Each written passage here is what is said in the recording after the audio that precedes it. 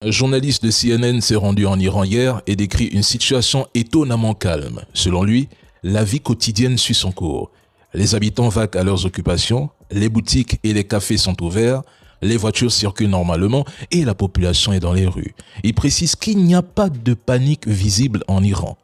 Pas de file d'attente aux stations-service et aucune pénurie de nourriture, même si la sécurité a été renforcée. Le journaliste explique avoir traversé la frontière iranienne avec son équipe le 5 mars après avoir obtenu un visa délivré par le gouvernement iranien.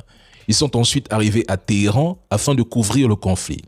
Il s'agit de la première équipe d'une chaîne de télévision américaine à entrer dans le pays depuis le début de cette agression. Mais à Washington, la réaction est immédiate et très critique.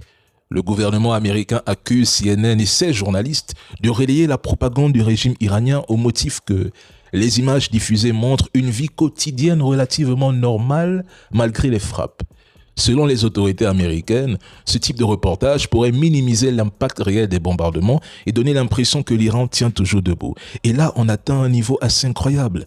Certains médias voudraient faire croire que l'Iran serait plongé dans le chaos total, au bord de l'effondrement, avec un pays dévasté par les frappes. Pourtant, dans le reportage disponible, les images montrent exactement l'inverse.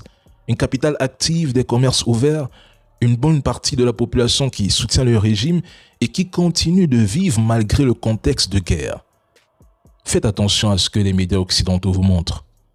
Dans une grande partie de la presse française, la couverture du conflit est presque systématiquement présentée sous un angle défavorable à l'Iran.